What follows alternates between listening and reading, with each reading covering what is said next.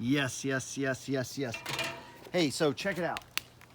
Let's talk about getting your first 10,000, 100,000, or $1 million in net worth. My name is Gerald Peters. The purpose of my channel and my talks here is really to further explain my two books. I have this little book I wrote called You Don't Have to Die Broke. I give away that book for free. I do sell hard copies. And then the follow-up to that is this book called The Money Flow Trading System, which is the strategy that I actually use to implement some of the stuff that I talk about in the first book.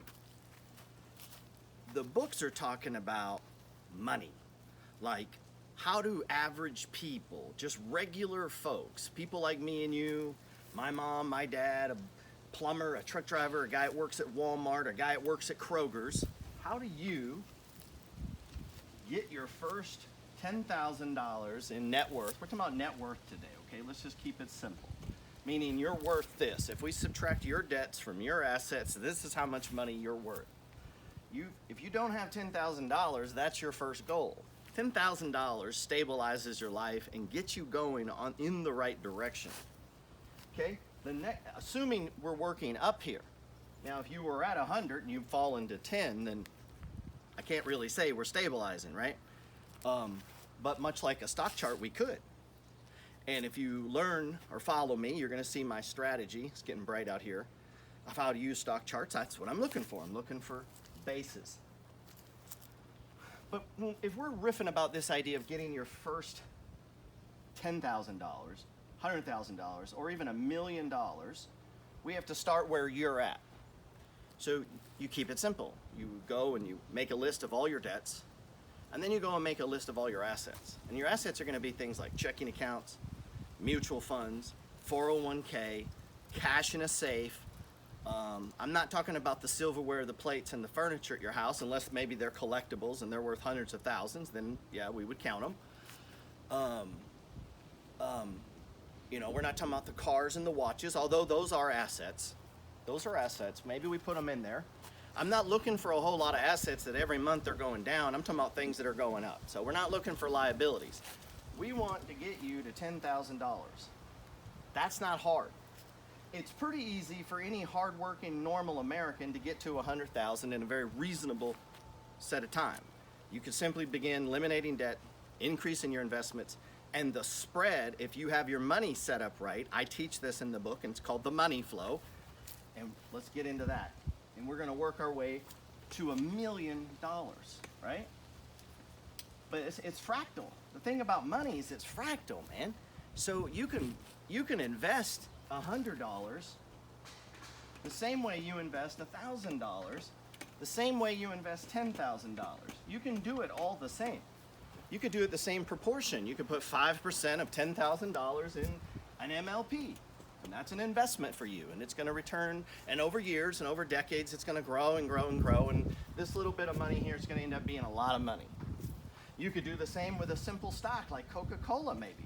You buy it when it's on sale, watch the markets. I talk about, in my teachings, I teach on this idea of watching the news. I call it the money flow. What's going on CNBC, what's going on Fox News. I don't know, whatever your flavor is. If you lean left, lean right.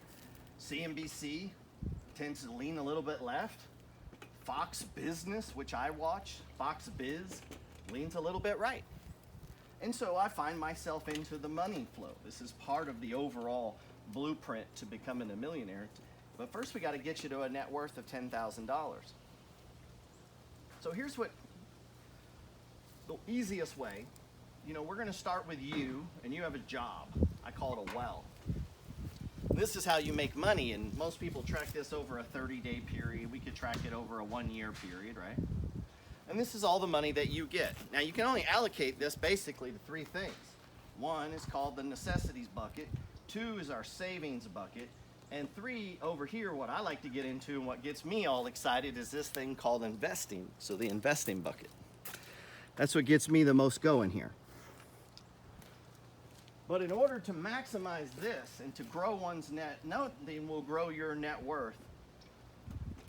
Nothing grows your net worth faster, bigger, or better than investing.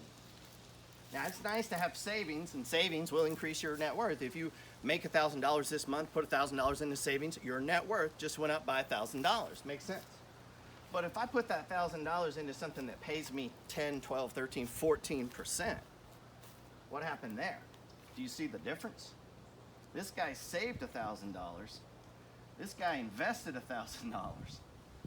Next month, they have a fundamental switch in difference in net worth. What occurs in their life over the next 30 days is the difference between the two sets of people in the world. People who have assets and people who don't.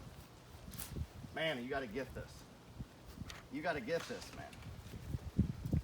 See, there's two kinds of people in this world. There's people who own things, and there's people who rent things from the people who own things. These are the borrowers. And the slave is always, the borrower is always slave to the lender. So we got two classes of people. It's been about the same for the last 5,000 years. The way to build wealth for the last 5,000 years has been basically the same. You got a king up here, right? He's the crown. And he sends out and he lets a bunch of people do some owning of things. And these people own businesses and houses and malls and trailer parks and stores. And they own all of the things that we as consumers need in society. I need bottled water, right? Well, some dude owns the store that sold me the water, and some dude manufactured the water, and some guy owned the delivery company that probably delivered the water. All of these people working in conjunction to get me, the consumer, the water. Well, all those people play out, and they're all part of this 5,000-year-old process of building wealth. You can either be a consumer or you can be an owner. And it plays out where it's about 7% of society are the owners. They own things. And they don't all own the same thing. There's a lot of ways. You know, Sam Walton became a billionaire different than Mark Zuckerberg. And the guy that owned John Deere became a billionaire different than the guy that owns Twitter. There's no one way or no right way. There's real estate and there's stocks. There's owning a business. There's writing a book or being an actor or being a sports star. Lots of ways people make money.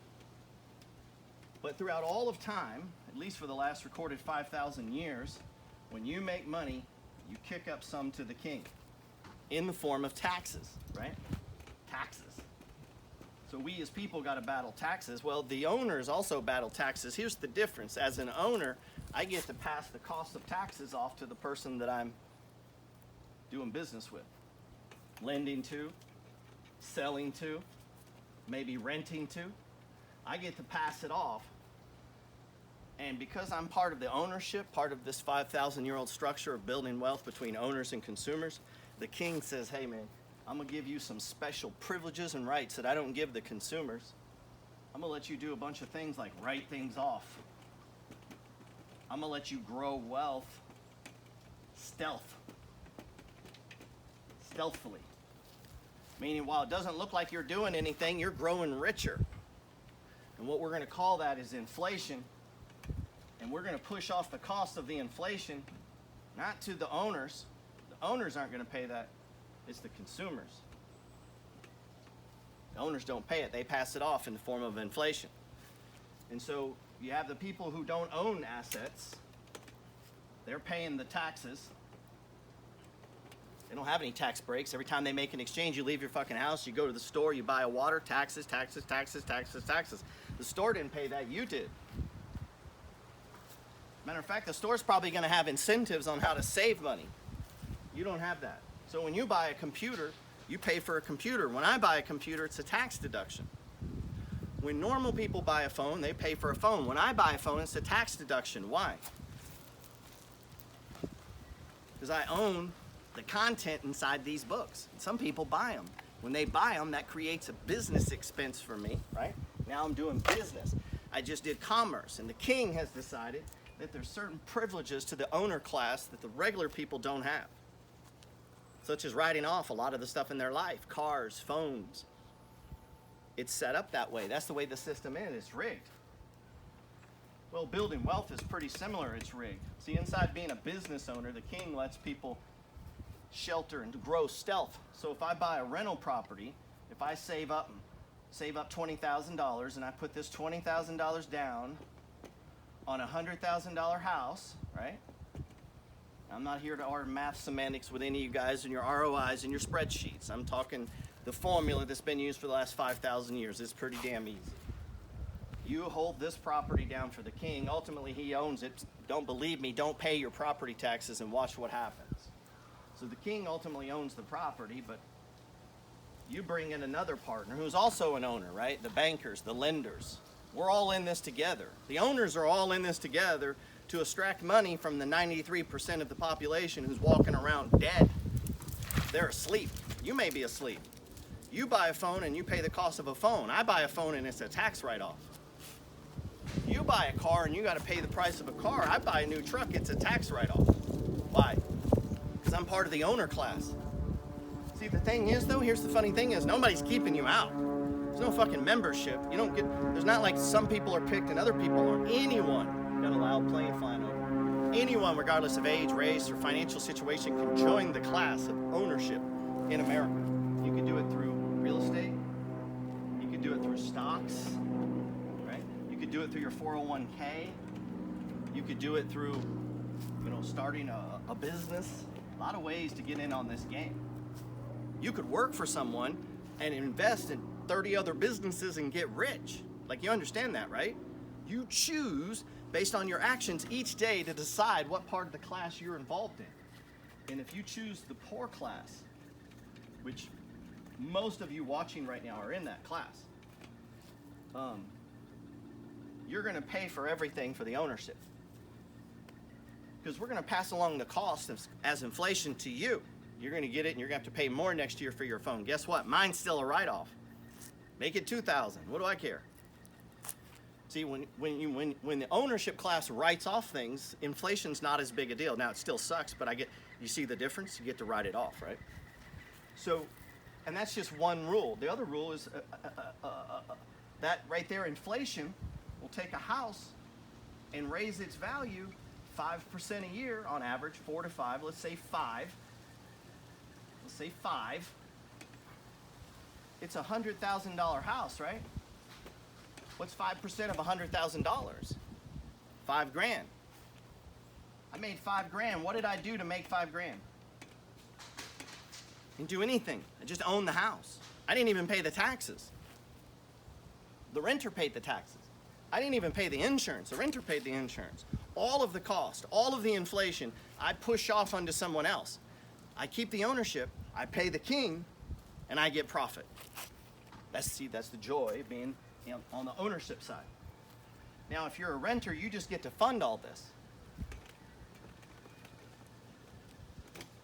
And so you'll see some gurus out here telling people you shouldn't own a house. Well, let me tell you something.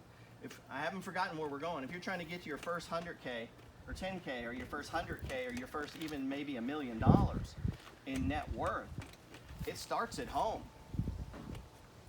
Where do you live? Are you an owner? This idea of ownership starts right here, and it works out. Starts here and works out. Contrary to what all the gurus are telling you, you should own a home. Owning a home fights inflation.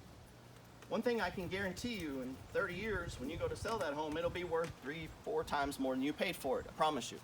Promise you. I'm not a financial advisor. I'm not a tax accountant. I'm not on CNBC. No one's going to interview me on Fox News, right? I'm just a guy who took $250 and began to think, break down this 5,000-year-old strategy, make it over $3 million, and I don't have a job. No job. Nowhere to go tomorrow. No job. This is it. Just running my little empire. Just deciding to be an owner. And so I just went about making money at jobs when I did have jobs. I don't have one now. I don't need one. I don't need one. Why? Because I bought enough assets that it produces enough income that I don't need jobs. So now I can sit back and just do things that I like to do to make money. I didn't say I didn't make money. I rise every day to work and make money. But now I could do things like what? Record this video, write a book, share it with you, sell it with you. Maybe that becomes a business. Maybe I, see what I'm saying? Maybe I create something about how to buy a house. I mean, I bought house So here's what I began to do. You got your well, this is your job. I created 2 and 3 more of these. See, the trick was I created 3 and 4 ways to make money. That means no one job could ever set me back. I'm always in the process of trying to make money. Selling a book, trading in stock, painting a porch, you know, starting a business, or driving for Uber. If you work, anything you're doing to make money is here. But you need more than one way, because one way is not enough. See, part of the 5,000-year-old process, this Game of Thrones shit, this idea of being an owner, it's aggressive. Like, you're gonna have to get up and go get it. That's the invite. The invite to keep you out of the owner's box is just simply, you gotta have the damn courage. I'm having a little problem here. You gotta have the courage and the desire to go get it. And that's the part I can't give you. I can't impart to you the courage that it takes to be an investor. This is what people leave out. The reason most people don't invest ain't because you ain't got money. Shit, you got money to buy Starbucks. You got money to go drinking. You got money tomorrow. You're going to spend money tomorrow. Always something, huh? You're going to spend money tomorrow. You just get to choose what you want to spend it on.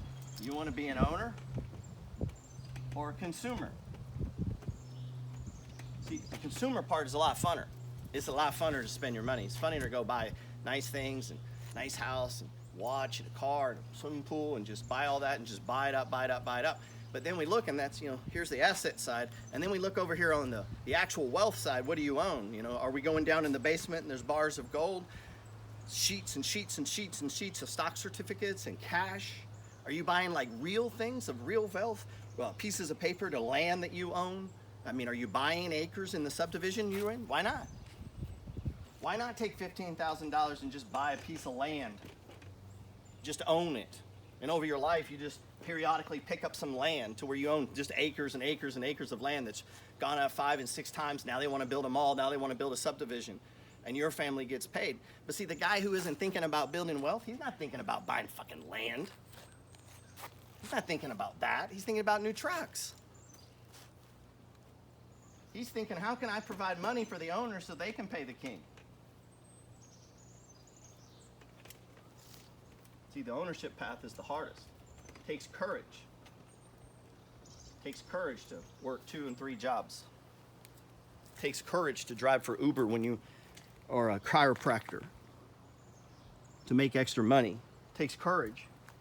It takes courage to get up on Saturday morning and go mow yards like I used to do as a 30-year-old man. I'm mowing yards, but here's the thing. I had about 50-something yards. They all paid cash. Cash. Guess what I did with that cash? I gave it to Home Depot in exchange for drywall and 2x4s and paint and plumbing and screws and tools and drills. And I bought stuff. I bought things that appreciate, things that I knew the king would reward me. He'd give me tax deductions. It would create cash flow. It would create a stream of income for me and my family. So this is what I'd spend my Saturdays doing. Instead of fucking hunting and fishing and just serving myself as a man, I took my responsibility given to me by the universe and God, and I left my house and I began to take my hands and work on things. And I didn't know how to do that, so I read books. It's like an actual responsibility of yours. So if you don't have $10,000 right now, you have to fix your shit. Somebody needs to call you on it. That's terrible. It's pathetic. And you need to go fix it. And that's the whole point of my books, is to make you realize that. So you take all your debts and you add them up. I don't care if you're 18 years old or 70 years old. If you're 18 years old and you're at negative, that's terrible. And your assets. Listen, other people aren't going to tell you this. They're going to tell you you're young, you can work it off. It's terrible. It's a horrific situation if you find that you owe more than you have. You need to stop everything and immediately begin putting all attention at fixing this. You've literally failed. Like you are now worth less than you were born. And so if that's the situation, you need to stop immediately and fix that. That's what this is about. You don't have to die broke. Most of you watching this, I promise you, if I came to your house and we sat down at your computer and you gave me your checking book and let me see your assets and let me see your 401k, let me see the land you own, let me see the houses you own, let me see the cars and the payments and the credit cards, let me see all your shit, let me get all up in your business. Let me see the insurance and the insurance policies and the dividend stocks and the CDs. Let me see all of that stuff. Where do you sit? Am I going to be impressed? Am I going to look back last month and you're going to be able to say, yeah, man, here's what I did last month. I had a big score in this, so I sold some of that and I moved it down into this because it looks like this is undervalued. And we got a deal in on this, and then we started this side. Like, is that the conversations? Or is it not? If you own your own home, every month you're building wealth. I don't care what anyone says.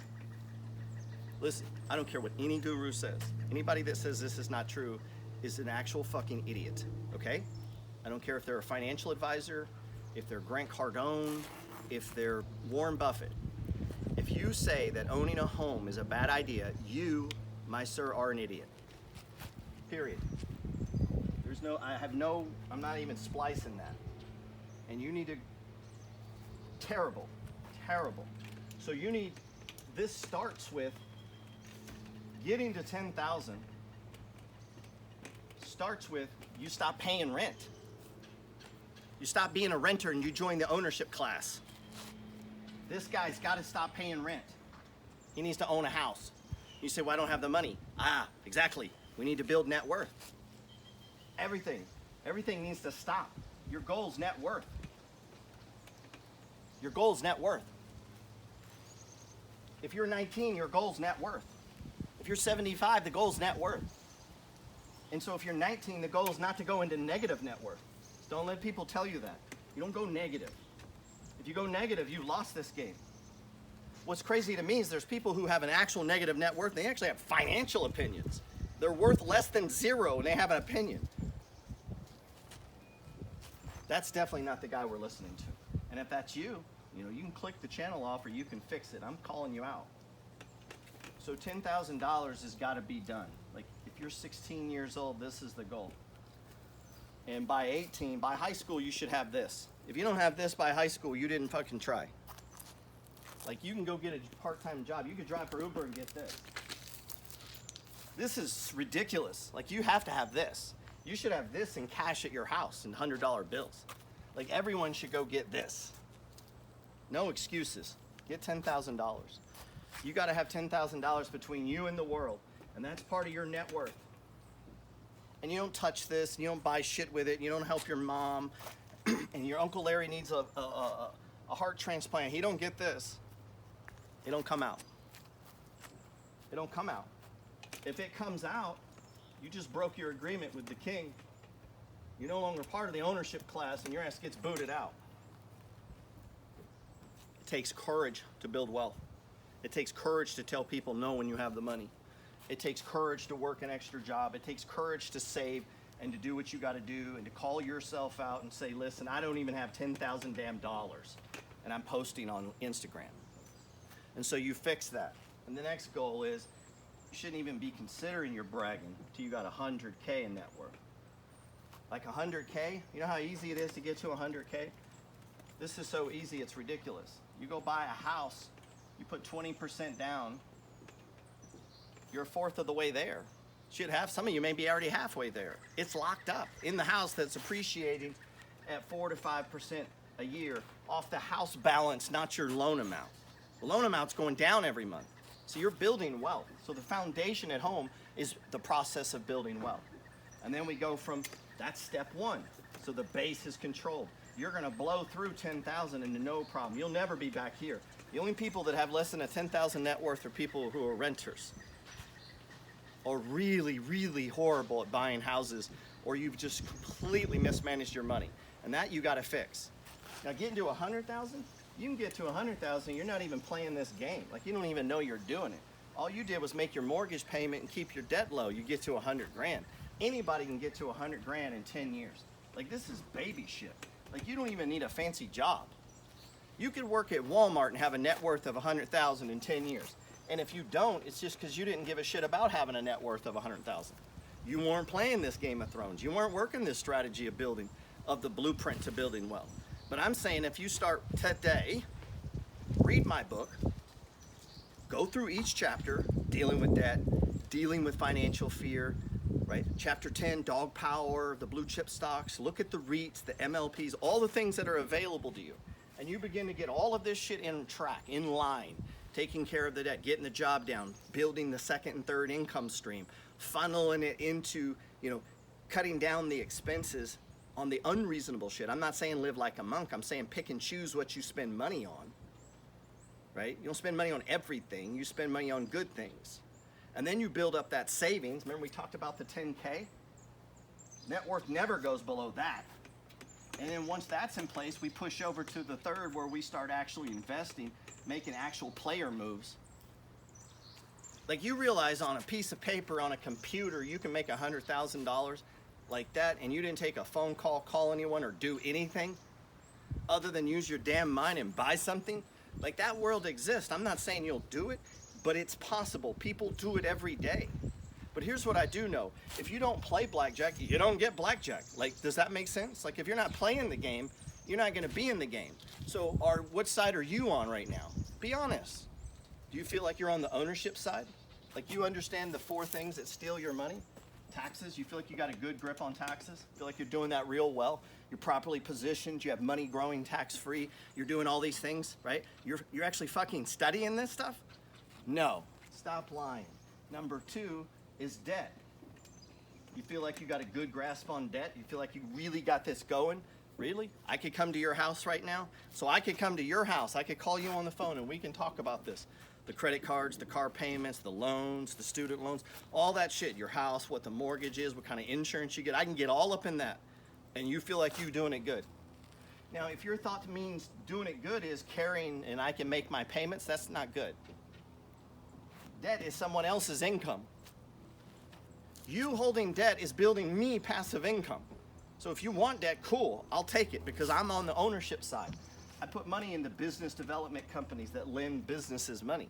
Now you can be on both sides. Obviously, everyone's a consumer. Everyone's gonna pay an electric bill. Everyone's gonna drink water. I'm talking about accumulating assets on your side where you have a whole lot more of the owner than the consumer. It's weighted like this. How about that? What if you made 10 grand without working? What if you made $10,000 every month without working? Now some of you'd say, well shit, I wouldn't even go to work. That's why you'll never get fucking 10 grand because you're fucking lazy. Just thinking like that. That's why you're fucking poor. You think Bill Gates says that shit? Like, oh, I just won't get up tomorrow. No, that's his employees. That's the consumer side. That's how they talk. Owners don't talk like that. You know how, you think, dude, kings don't retire. They die in office. Like regime change. It's violent. Nobody goes peacefully. The only body who's doing it peacefully are the serfs and the people working the ground. Like they're the tools. And so all of your debt, your student loans, your credit cards, your car payments, that's you servicing. Hey, thanks for helping out the rich class. Thanks for helping them out. So they've convinced you to try to live like them. In order to live like them, you got to fucking finance it. And that helps them get rich. It's all a big mind game, dude. And the thing is, most people haven't had the renewing. The Bible talks about having a renewing of your mind. Well, it's on this shit. So the big thing that steals your money is taxes. Number 2 is debt. We just talked about that. Number 3 is my favorite, inflation. Boy, I love seeing shit go up. Gas going up, insurance going up. You know why? Because your rent goes up. I raise the rent. I'm the landlord. I'm the lord of the land. I have so many properties that all these people bring me their money every month. I pay the king, I pay the partner, my bank, the other owners. See, us owners all partner together. I pay them, I pay the insurance, pay everybody. I get to keep the difference for assuming the responsibility, for deciding, for raising my hand and saying, hey, I'd like to jump in this old 5,000-year-old game of building wealth. I'd like to get in on that. How do I do it? See, an entry is available to anyone, regardless of age or race or financial.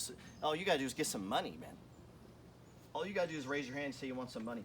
And number 4 is marketing. Marketing steals your money. Taxes, debt.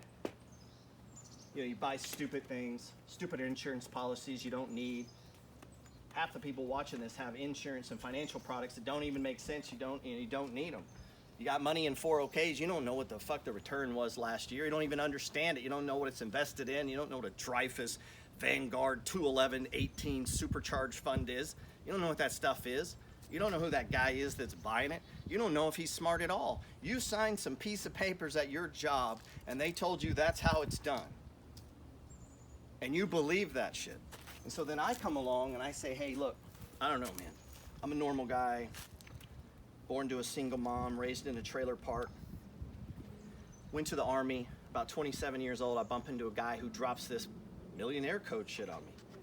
I'm like, what do you mean? He says, you got to change the way you think, bro. And so then he gave me the book Think and Grow Rich. And if anybody you know my podcast is about Think and Grow Rich. That's the title of my podcast. Click the link. And if I haven't offended you yet and you haven't quit and given up on yourself and given up on this millionaire code, you could follow me. I would appreciate that. You can text message me. Shit, I'll respond. You can email me, call me. That book is free if you're not too big a wussy to read it. Most people don't even have enough mind control or power to even force themselves to read a book. So if you can just do that, I know I can help you. How about that promise I just made you? If you can do that, I can help you.